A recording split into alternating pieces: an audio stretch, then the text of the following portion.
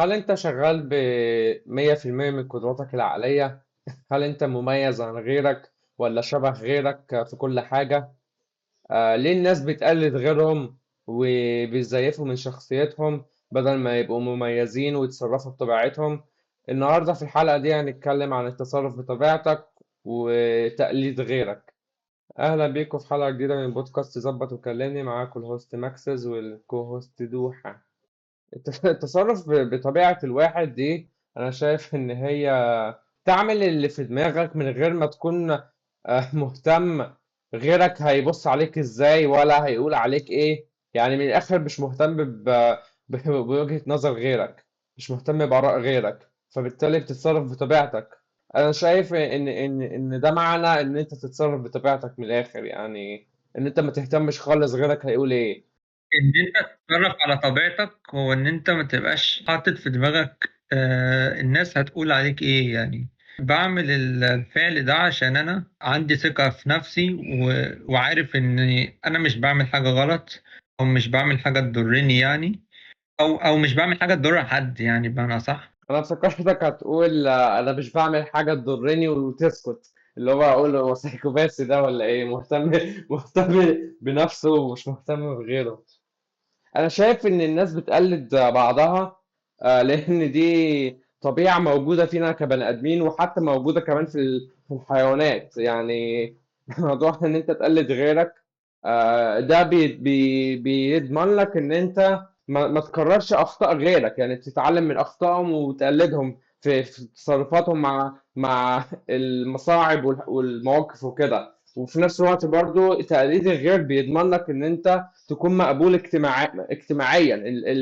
القبائل والشعوب والحاجات زي دي زي ما تقولوا كده، يعني لو لقوك مختلف عنهم هيبصوا لك كده بقرف، اللي هو الشخص ده غريب، الشخص ده مش زينا. يعني ده السبب ان الواحد بيقلد غيره. ما هو انت لازم بقى تكون مستعد لنظرات الناس بقى، اللي هو انا لو اتعاملت زي ما انا عايز الناس هتبص لي بصة اللي هو ده تعبان في دماغه ولا اي حاجة. لازم تكون مستعد لكده وتتقبل كمان ده، مش تعصب نفسك يعني وتضايق نفسك وكده. يعني انت اكيد فاكرني لما كنت لسه يعني في جامعة وكده، اكيد فاكر انا كنت عامل ازاي يعني. في الجامعة؟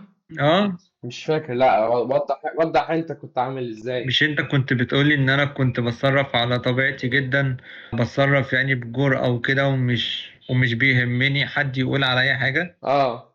طب دي نقطة حلوة قوي على فكرة، يعني اللي انا ملاحظه ان الشخص بيبقى بيتصرف على طبيعته اكتر كل ما بيبقى اصغر في السن.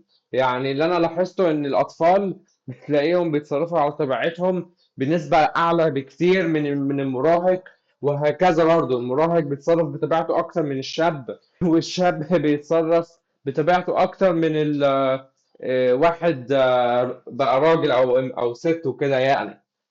وهكذا بتلاقي التصرف على طبيعتك بيقل كل ما بتكبر. ده سببه ان انت حرفيا يعني تلقائي كده بتلقط عادات وتقاليد غيرك، افعالهم، طريقة قعدتهم، طريقة كلامهم. طبعا مش بتقلدهم في كل حاجة، بس يعني ممكن بتختاري الحاجات اللي لايقة عليك، الحاجات اللي انت تفضلها. يعني اكيد في طريقة قعدة حد بيعملها عجبتك أكتر من طريقة قعدة تانية، في طريقة كلام عجبتك في حد أكتر من حد تاني. يعني ماشي في موضوع برضو التفضيلات، يعني في اللي أنت تختار الحاجة اللي تقلدها. أنت شايف يا دوحة إن موضوع التقليد ده أفضل ولا إن الواحد يبقى على طبيعته يعني؟ انا مش بعرف انا اقلد حد، انا الحاجة اللي بتعجبني بعملها على طول. لكن انا النقطة اللي كنت بتكلم فيها اللي هو لما اجي يعني انا فاكر لما كنت في كلية زمان كنت بقعد اشتم مثلا بصوت عالي او اقول كلام جريء. لما جيت بقى كبرت تمام، انا مش ندمان يعني، مش بقول انا كنت زمان احسن، لا انا دلوقتي بقيت احسن. يعني تخيل مثلا لما واحده ست قد امي تسمعني وانا بقول الكلام ده، مش لطيف فاهم. انت ليه بتقرر ان انت ما تبقاش تلقائي في الحته دي او ما تبقاش على طبيعتك قوي فيها، علشان ده الصح، عشان انت شايف ان هو ده الصح. النقطة اللي عايز أقولها هي أنت بتقول إن أنت ما بتقلدش حد يعني فكرة ان انت بتتكلم ان الموضوع ارادي ان انت ما تقلدش حد، انا مش متفق. انا شايف ان التقليد ده بيحصل تلقائي ومن غير ما انت تكون داري. يعني هل انت فكرت قبل كده ان انت تكون قلدت ناس كتير على مدار حياتك في حاجات وانت مش داري اصلا؟ كمثال بداية من ابوك، من باباك ومامتك.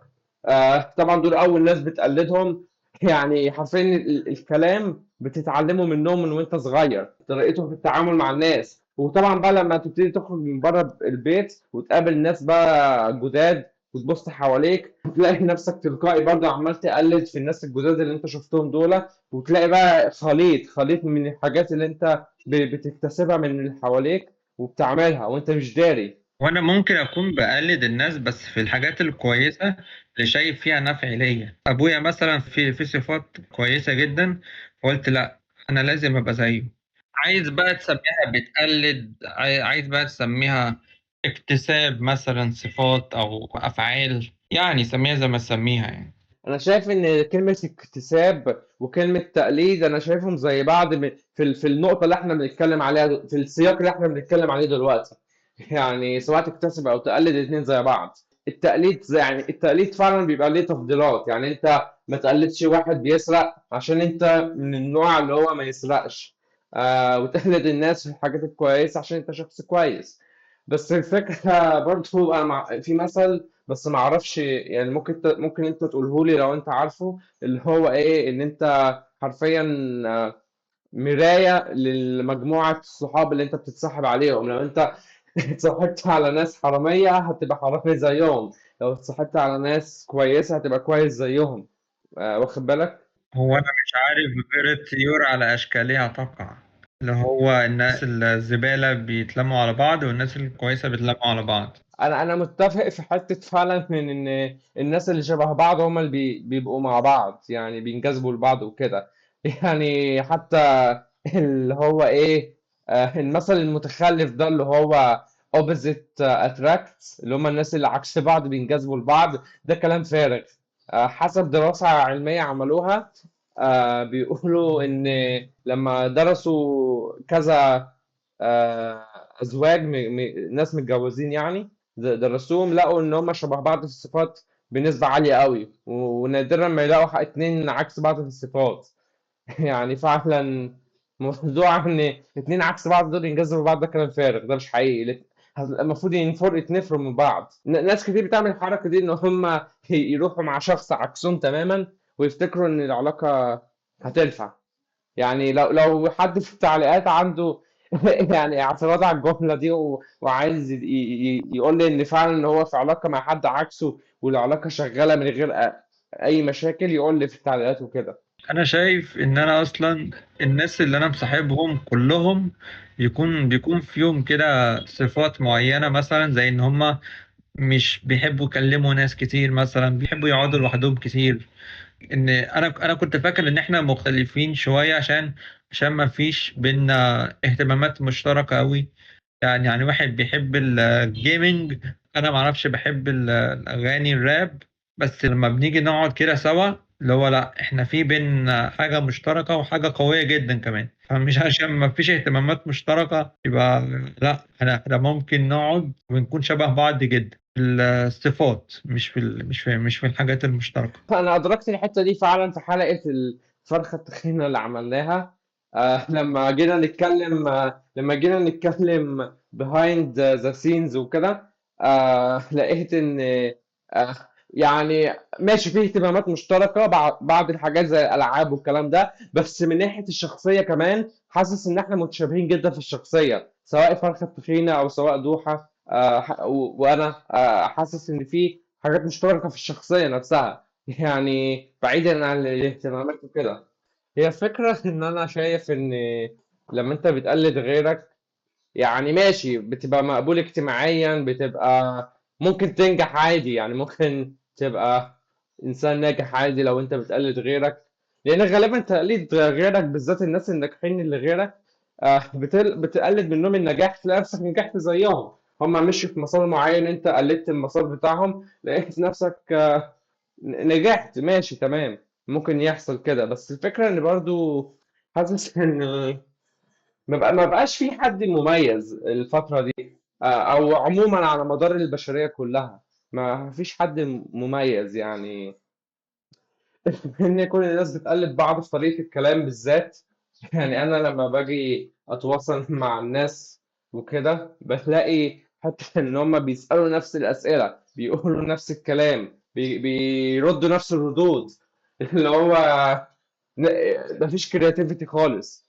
فتحس ان انت الموضوع ممل ان انت تكلم الناس. يعني الفكرة بقى يعني كلهم شبه بعض كده كده، انت ليه تتكلم معاهم اصلا؟ واخد بالك؟ ما انت لو مشيت بنفس المبدأ ده انت مش هتتكلم مع حد ولا تعرف حد. هي اولا هتعيش وتموت وتعفن وحيد. هتعيش وتموت وحيد. دي مغالطة المعضلة الصعبة، المعضلة المزيفة قصدي. ليه بقى؟ انت بتقول لو عملت كده بقى هتموت وحيد، ماشي. يعني انت بتقول كده ان مفيش حد مميز خالص في وسط الكام مليار شخص دول. انا عن تجربتي ممكن اقدر اقول لك ان انا نادرا، بس على الاقل الموضوع حصل فعلا ان انا قابلت على مدار حياتي ناس مميزين قليلين جدا فعلا، بس موجودين. واخد بالك؟ وما اقدرش اقول لك كلام معاهم ممتع ازاي. تحس ان انت دماغك بتتنشط، حبيبي. مش نفس الكلام، نفس الردود، نفس الاسئله، حاجه ممله يعني. واخد بالك؟ هو انا متفق معاك الصراحة. يعني الناس اللي انت بتتكلم عنهم دول يعني موجودين برضه في الاول وفي الاخر، رغم ان انت صعب ان انت تلاقيهم برضه، يعني مش من السهل ان انت تلاقيهم، بس لو دورت شوية ممكن برضه تلاقيهم. واللي تلاحظوا ان الناس الغريبه دي اللي هي مميزه تلاقي جزء كبير منهم بيتعالج نفسي. انه مختلف عن غيره ومش مقبول اجتماعيا، والناس شايفاه غريب، فتلاقيه يفتكر ان هو عنده مشكله فيروح يتعالج. يعني ده اللي انا ملاحظه في الناس دي. مش عارف ليه الناس مش بتحب ان واحد يكون غريب الاطوار كده، بيتصرف باسلوب مختلف عن غيره. مش شرط عشان هو مميز يبقى لازم يكون غريب. مش ملهاش علاقة. هي ملهاش علاقة انا فعلا. مش غريب رغم ان انا انسان مميز جدا يعني. هي فكرة، ماشي انا متفق، بس الفكرة ايه؟ دي الموضوع سبجكتيف. يعني اقول لك ازاي؟ ممكن حد زي يبص على واحد مميز يقول لك اه ده مميز ده جامد، لكن حد غير يبص على نفس الشخص المميز ده يقول ده غريب ده مريض ده مختل عقليا.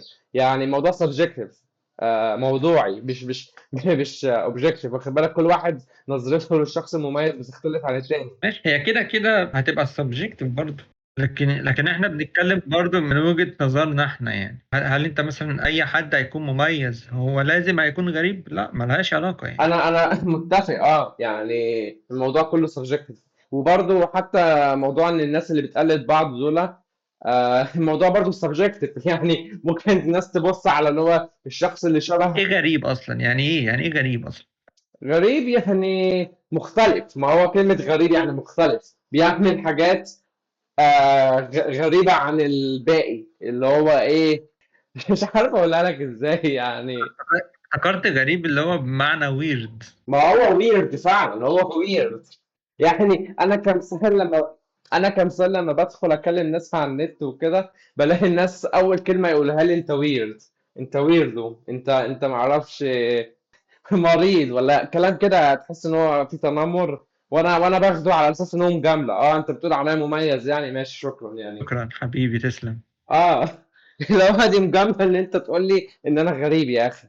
يعني على الاقل ما بقاش واحد شبه الكام مليار واحد اللي موجودين دول. اه، اخضر وعندي عين واحدة يا عم، شكرا. اه. وشي شبه المثلث.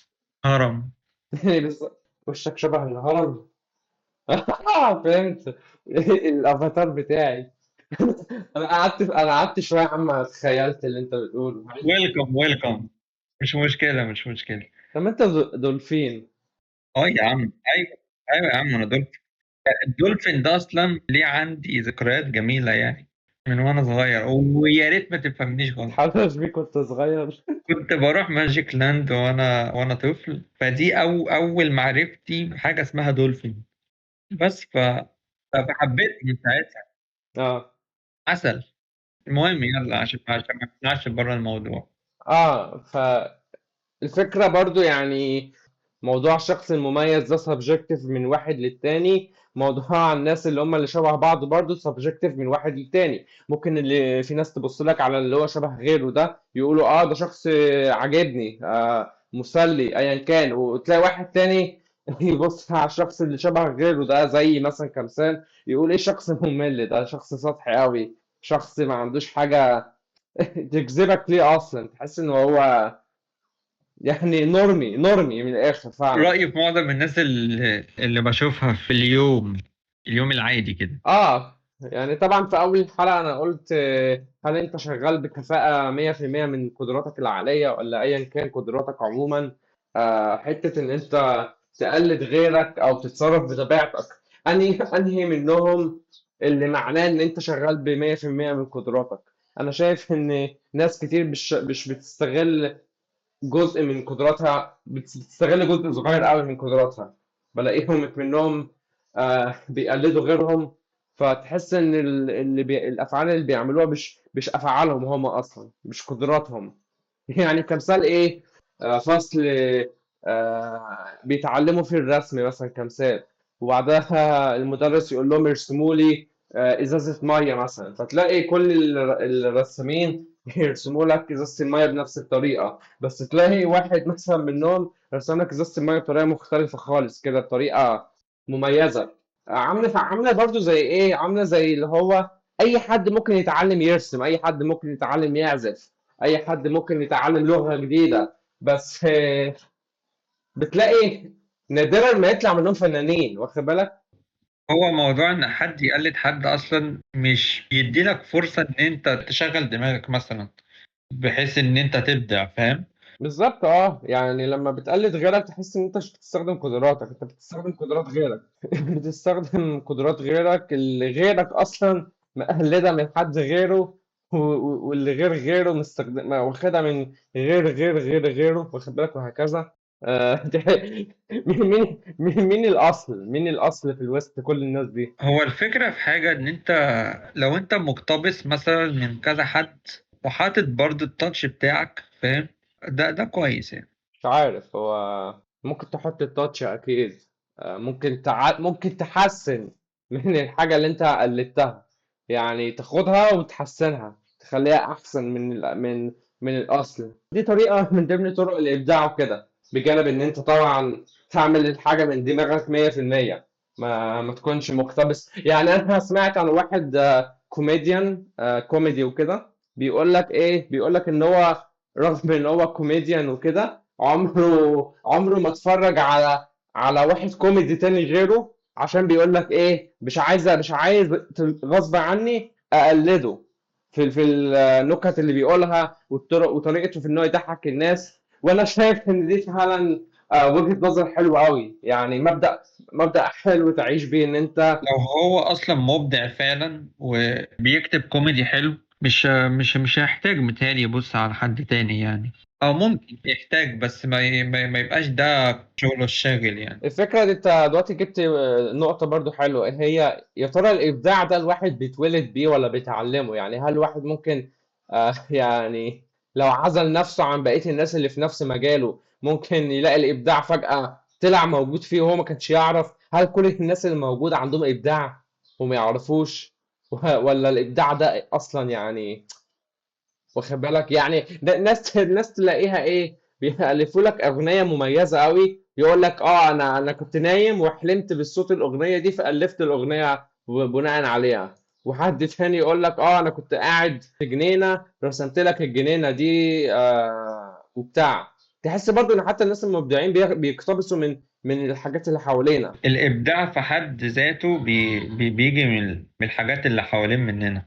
فكرة التنين مثلا هي جات منين؟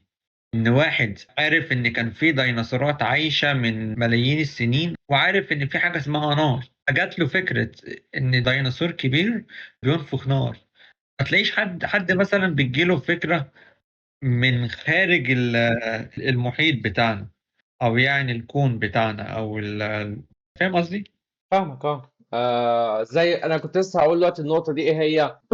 وانا بقرا قصه هاري بوتر، طبعا عندكم النيرد اللي اسمها هيرمايني جرينجر دي، لما سألت المدرس بتاعهم على غرفة الأسرار، فقال لها غرفة الأسرار دي أسطورة مش حقيقية. فقام قالت له مش كل الأساطير ليها أساس، أو يعني واخد بالك الأساطير دي مقتبسة من حاجة موجودة فعلا. واخد بالك زي ما انت قلت تنين عملوه من الديناصور، ففعلا يعني تلاقي اساطير مثلا موجوده حوالينا وخرافات بتلاقيها مقتبسه من حاجات موجوده فعلا بس متعدله. واخد بالك زومبي مثلا، الزومبي الزومبي ده مقتبس من بكتيريا ولا فطر معين فعلا، لما بيسيطر على دماغ الكائن الحي بيخليه ياكل اللي هما الناس اللي زيه، نفس الصنف بتاعه كده. دي حاجات فعلا مقتبسة من أرض الواقع موجودة. السؤال الأخير برضو، النقطة الأخيرة اللي هنتكلم عليها اللي هي هل المفروض تتصرف بطبيعتك قدام كل الناس، ولا برضو تتصرف قدام كل واحد بطريقة مختلفة عن التاني؟ يعني طبعا الطريقة اللي تتصرف بيها مع عيلتك غير الطريقة اللي تتصرف بيها مع مديرك في الشغل، غير الطريقة اللي تتصرف بيها مع زمايلك، او تتصرف بطريقه تانية برضو مع الناس اللي غربة اول مره تقابلهم. الافضل ان انت تتصرف قدام كل واحد بطريقه وتتكيف برضو، ولا تبقى 100% طبيعي قدام كل الناس وكده؟ انا عن نفسي في كل مكان بيكون ليا شخصية مختلفة شوية، يعني مثلا في الشغل بيكون ليا شخصية معينة، مع اصحابي المقربين بيكون ليا برضو شخصية معينة، مع اهلي بيكون ليا برضو شخصية، فاهم؟ يعني في الشغل ببقى بعيد تماما عن طبيعتي، ببقى يعني حتى انا ببقى مخنوق، فاهم؟ اللي هو انا عايز اروح، عايز امشي بقى، فاهم حاجة؟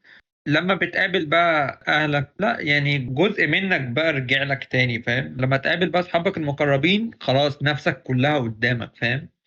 يعني انا كده عن نفسي، لان صحابي عارفين كل حاجة عني، متهيألي يعني كل حاجة كل حاجة. هو فعلا ده يخليني ألف مثل جه على بالي دلوقتي، اللي هو كل ما بتغترب كل ما طبيعتك بتقل، كل ما تقرب من الناس المقربين ليك كل ما طبيعتك بتزيد. ف يعني انا شايف ان الطريقة دي عادية، يعني ده طبيعي ان ان الواحد يبقى كده، مش لازم تتصرف بطبيعتك قدام كل الناس، الا اذا بقى لو انت مولود جريء وما عندكش توتر اجتماعي وكده. ففي ناس فعلا بشوفهم بالمنظر ده ما عندهمش توتر اجتماعي خالص، فتلاقيهم بيتصرفوا بطبيعتهم قدام اي حد حتى الناس الغرب عنهم وكده. وساعات دي ساعات الحتة دي توديهم مشاكل، بس ساعات برضو بتبقى في لحظات ظريفة، آه، بتكسر الحاجز بتاع الصمت والغربة، بتخلي اللي قدامك ده يثق فيك أسرع، لأن فعلا الناس بيثقوا أسرع في الشخص اللي هو ما عندوش حاجة يخبيها، يعني واخد بالك كل حاجة كده على باله بيقولها، طالعة منه طبيعي وكده. هو الكلام ده صح، بس استحمل بقى، فاهم؟ يعني استحمل بقى واحد مثلا، آه هو في كده مثل بيقول لك كل اللي يعجبك والبس اللي يعجب الناس. يعني فاهم المثل ده طالع من قلب المجتمع، فاهم حاجة؟ من قلب، يعني تحسه فعلا، يعني غالبية الناس فعلا، يعني تحس كده المثل ده طالع على مقاسهم، فاهم؟ فيهم كده البس اللبس اللي انت عاجبك انت، مش اللي عاجب هو الناس. المثل ده أنا مش متفق معاه. ما فيش انسان عاقل يكون مقتنع بيه يعني، بس انا بتكلم يعني من وجهة نظر ايه، ان انت لو ما عملتش بقى المثل ده، تحمل بقى كلام الناس عنك او تعاملاتهم معاك، اسلوبهم معاك ممكن يتغير ولا لا، يعني انت استحمل بقى. لو انت ما عندكش حاجة بقى تخاف عليها او حاجة تخسرها، ممكن تعمل اللي انت عايزه بقى. انا شايف ان الشخص اللي بيتصرف بطبعه مش فكرة ان هو يستحمل غيره على تصرفاته بقى، ان هم يعني يستحمل المعاناة. انا شايف ان دي مش معاناة خالص، يعني لو حط في دماغه حاجة واحدة بس، ايه هي؟ ان الناس اللي بينتقدوه دول ناس عندهم نقص وغيرانين منه، ان هو بيتصرف بطبعه وهم بيقلدوا غيرهم. فده خليها البنزين بتاعك اللي يخليك مكمل في الطريق المميز بتاعك ده. ما تهتمش برأي غيرك، دول ناس عندهم نقص من الآخر، نفسهم يبقوا زيك. يعني نادرا ما حد بينتقد حد انتقاد هدام وبيكون هدفه ان هو مصلحتك وخير ليك، لا بيبقى جاي نبع من نقص من الآخر، غيرانين منك. فبس دي نهاية الحلقة. شكرا لكل واحد اتفرج على الحلقة دي، متنسوش تعملوا لايك وسبسكرايب وعلقوا تحت وقولوا انت بتتصرف بطبيعتك ولا مزيف بسبب ضغط المجتمع عليك. وبس، باي.